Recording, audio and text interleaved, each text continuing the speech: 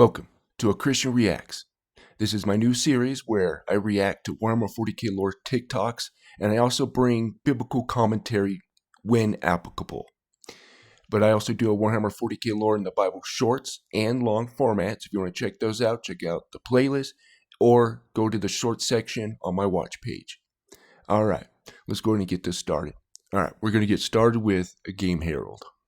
This Orc general learned Imperial battle tactics and even fought alongside the Imperial Guard to defeat a Tyrannid Hive fleet. This is General Tacticus. After replacing General Stratagem as the head of the Blood Axes after he met his demise in an unfortunate accident, General Tacticus would take his seat. So the title of this is The Orc That Learned to Fight Like a Human. On the council and begin wearing the old general's uniform. Stratagem was widely considered a genius amongst the orcs for his tactical ability in battle, far superior to that of any orc that had come before him, and luckily for the Blood Axes, Tacticus was to prove himself yet another step above the rest. Having somehow acquired some scholar progenum, he figured out how to read them and would go on to structure his newly acquired war in the image of the Imperial Guard, employing their own tactics and structure in battle against them. During one such battle in which neither side was making much headway, the Imperial Guard would experience Tacticus' ability firsthand. While locked in their stalemate, a Tyrannid Hive fleet would appear above the planets they were fighting over, wildly outnumbered. That looked like a giant space spinner, or those fidget spinners, or I think that fidget spinner. Anyways.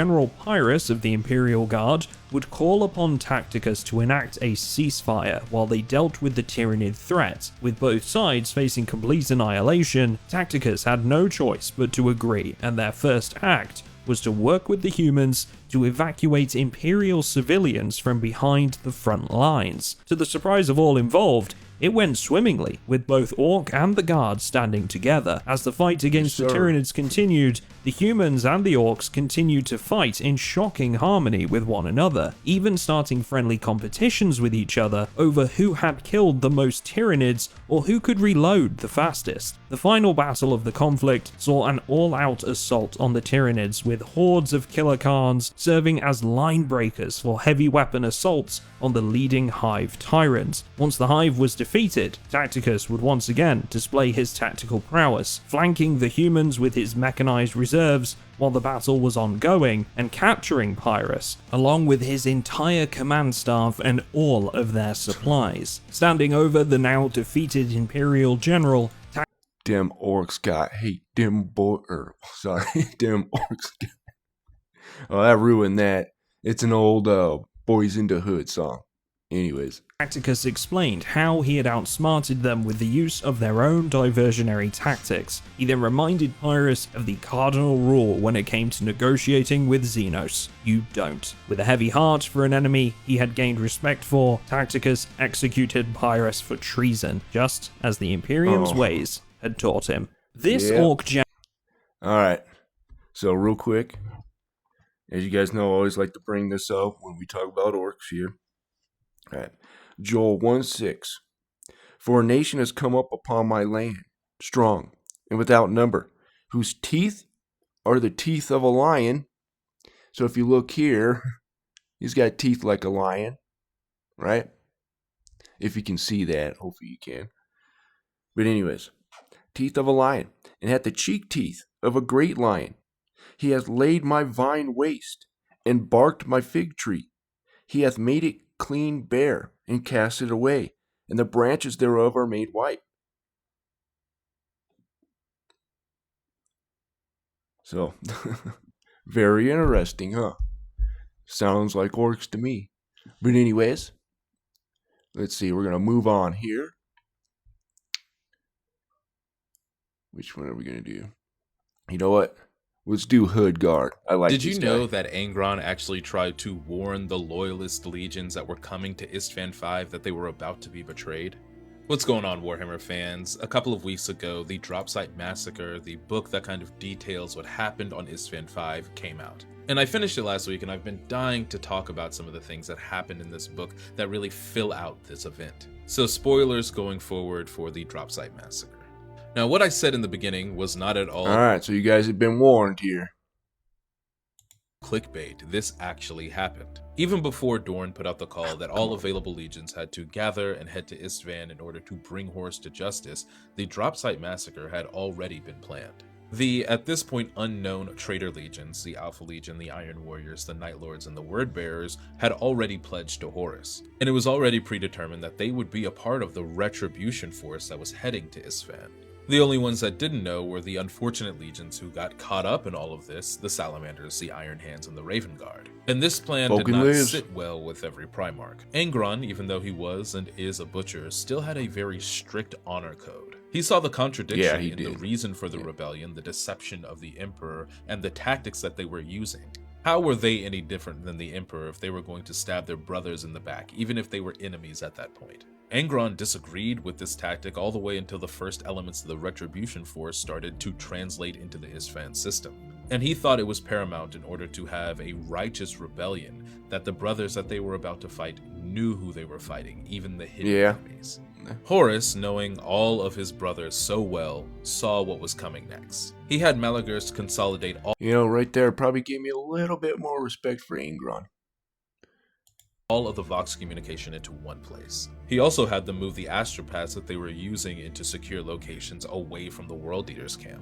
He knew Angron would try and send a message to their loyalist brothers, and that's something that he could not have if they were to succeed.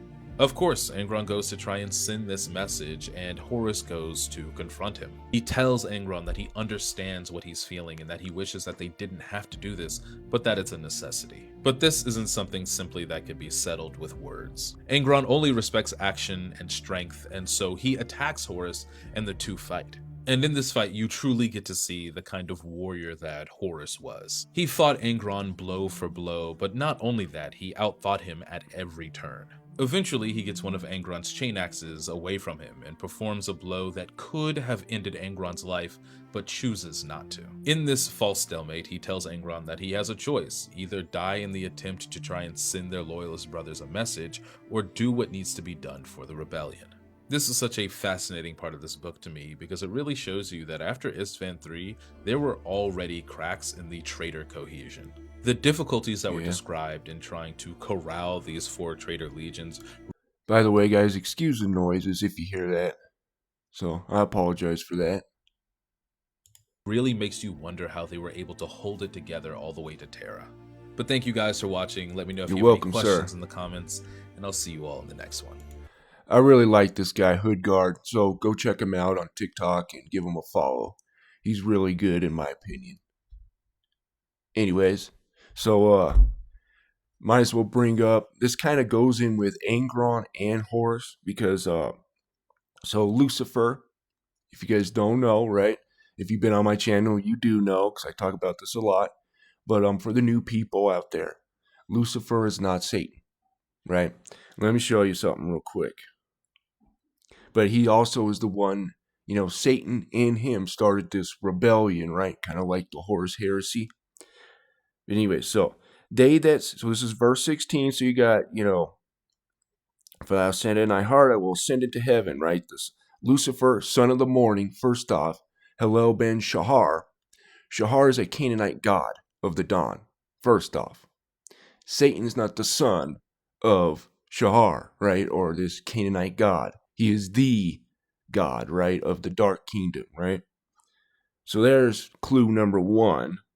Let's go number 2.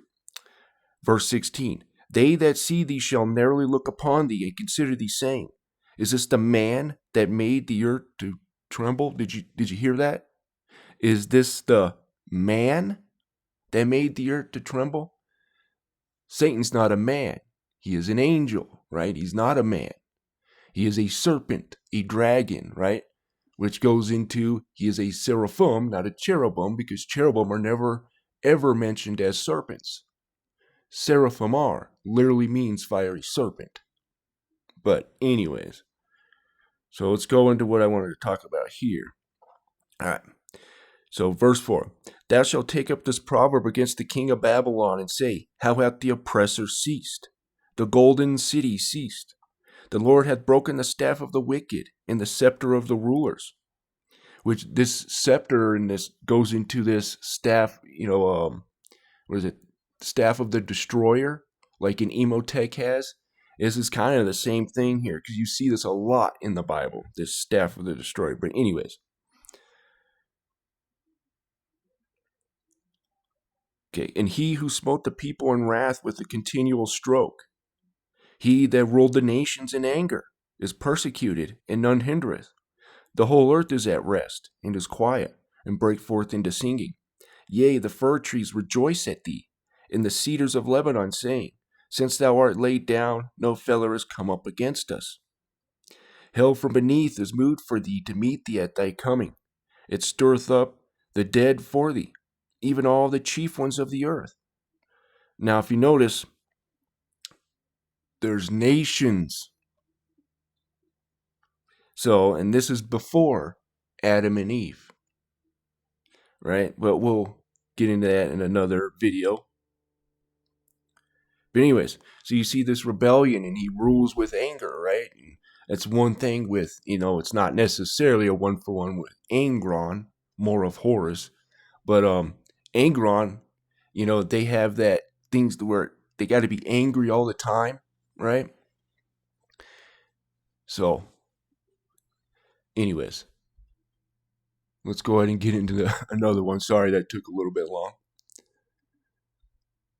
So, what is this? I'll get So here's a fucked up way to die in 40k. Nurgle's Rock. Yay. It doesn't just kill you, it takes. So this is the Imperial Saint.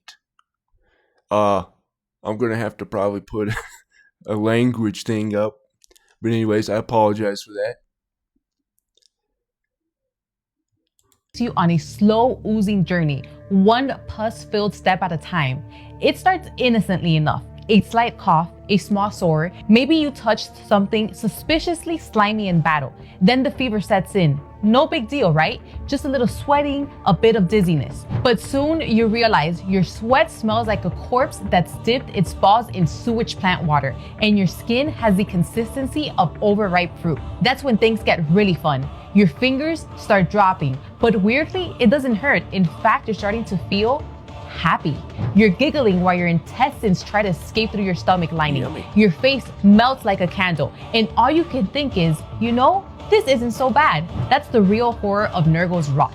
You should be screaming in agony, but instead you're cheering while your organs rearrange themselves into something a child drew that you hang on the fridge. So, congratulations. You didn't just die, you got promoted. Welcome to eternal servitude into the Plague God's army. Hope you like the smell of mildew, hot rotten cheese, and regret, because there's no coming back. So here's a Yummy. Yummy, yummy. All right. If this will let me get to where I want. Oh, come on.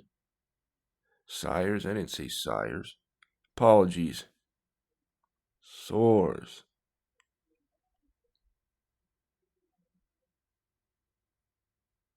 Okay. Revelation 16:2.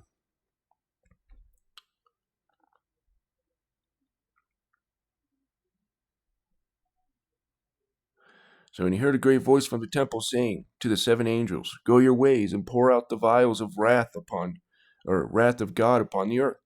And the first went and poured out his vial upon the earth, and therefore fell a noisome and grievous sore upon the men which had the mark of the beast, and upon them that worshipped his image.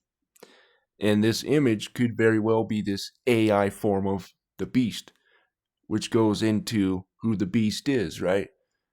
I believe Lucifer, the one we just talked about, right, is the beast, because it says he goes down into the pit. The beast comes up from the pit. So very interesting.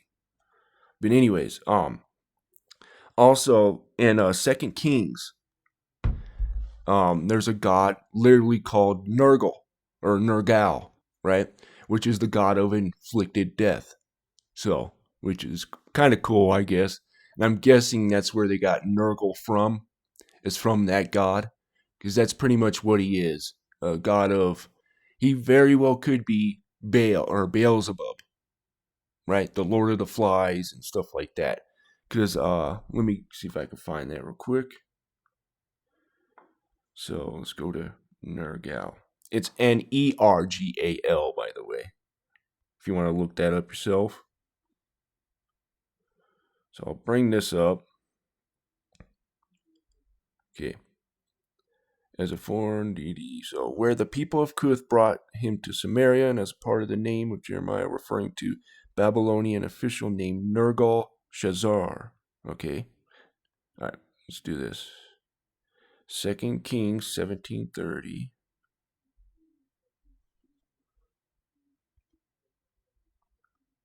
Kings 17:30.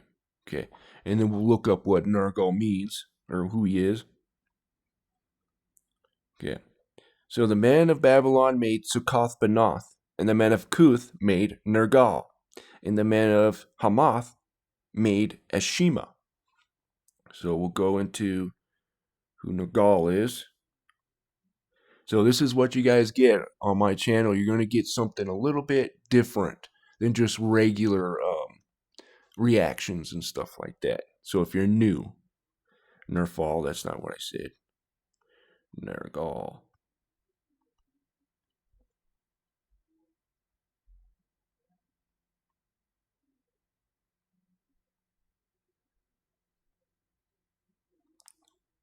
Oh, come on. I didn't say that. Wiki. So here we go. This is off the wiki. So Nergal was a Mesopotamian god worshipped through all periods of Mesopotamian history, from early dynastic to Neo-Babylonian times, with a few attestations indicating that his cult survived into the period of Achaemenid domination. He was primarily associated with war, death, and disease, and has been described as the god of inflicted death. So there you go. All right, so let's find another one here. Let's go more lore 40k. The Legend of Logan Grimnar. Master has fought 2 Primarchs and won. Logan Grimnar, the chapter master of the Space Wolves, is a headstrong and bold leader, and over the course of his 700-year service has become a name known among both civilians and hopeful guardsmen across Getting up there to where some of the Blood Angels are, right? They've been, like, I think the Blood Angels, a lot of them have served up to like 1,000, I do believe. Galaxy. Not all of them. On multiple occasions, Logan has spoken out against the Inquisition, calling them out for their wasteful practices, abuse of power, and complete disregard for human life. The two armies fought during the months of shame, and even after a truce was called, Grimnar has never forgotten. He fights using his ancient reforged demonic axe Morkai to slay the enemies of mankind, and even banished Magnus back to the warp with a blinding sweep of his weapon. Will the Old Wolf live to see his Primarch return, or will he go out like a son of Rus, defending humanity? This chapter. All right. Okay, let's check this out. A new Chaos God is Rising by Scotty Blades. Oh, come on. We might be watching a new Chaos God rise in Warhammer 40k, and nobody's talking about it. The Chaos Pantheon isn't locked. It's not finished. Every time a mortal belief surges in one direction, something in the warp mutates, something awakens. But what if that warp awakening is shoved into a machine? That is the realm and the influence of Vashtor the Archaphane, a machine demon whispering to tech priest and corrupting the Mechanicus from the inside. He's dangerously close to becoming the chaos god of machines, and if he ascends, he'll unite demons and technology in a way that the Imperium cannot fight. Golems and forbidden fleshwork, blessed huge engines of destruction capable of knocking down any Imperium fortification. So I learned something pretty cool today. I don't care. Sorry about that. Anyways, that's interesting. Because what happens with that image of the beast, right? We just heard. You know, the people worship it. You know, they get these sores. Well, it says that the beast gets this head wound. And he gets healed from it. And they create this image of the beast. You know, is this connecting the beast's consciousness to this AI, right? And then we get in 2 Thessalonians where it says that he sits in the temple of God, calling himself God. Well, Paul says that, don't you know that you are the temple of God? That we are the temple of God, right? Not some building, that we are. And it says that the beast will sit in the temple of God. And how you do that, connect yourself to that AI and then connect everybody else to that AI. So, very, very interesting. Anyways, guys, we'll do one more here. You know what? We'll do Wes Hammer. By the way, I appreciate you, Wes Hammer, for giving me that comment. That was really nice of you to do that, man, and I appreciate it. Thank you for watching my content, too, and supporting it. My goodness. Talk about an army that's so unbelievably loyal that they're basically suicidal. They're known as the Death Corps of Krieg, and these guys literally have no regard for their own safety, as the Kriegsmen believe there's no greater honor than to die in service to the God Emperor of mankind. These guys are often deployed to the most dangerous of worlds, where pretty much every battle is a suicide mission. And unlike the Space Marines who biologically don't feel fear, the Death Corps are just regular men and women who are willing to face down any foe, no matter how much the odds may be stacked against them. Their bravery comes from a deep-seated feeling of shame for their ancestors, who once tried to secede from the Imperium. You see, this is their homeworld of Krieg, and it's basically an irradiated death world. But Krieg wasn't always like this. It was actually once a powerful and wealthy world. But as Krieg's power grew, so did the paranoia of the ruling class. They eventually declared Krieg's independence. However, the Imperium decided if they couldn't have Krieg, then no one could. What followed was 500 years of nuclear war and trench warfare that spanned continents. The Krieg separatists were forced to live underground. They couldn't walk on Krieg's surface without a lot of protective gear, hence why them and even their horses still wear gas masks. The war would eventually end and Krieg would rejoin the Imperium, and the men and women that make up its military force seek to atone for the betrayal of their ancestors. There are people that have been made hard by nuclear war and display frankly disturbing levels of bravery. This makes them some of the finest soldiers the Imperium has ever seen. Yes, sir. That's dedication there, man, going after the heretics that tried to secede, from the Imperium and all that. Then nuclear war for a very long time. And then your planet gets irradiated and, gotta wear gas masks. Yeah, gotta love the Krieg, man.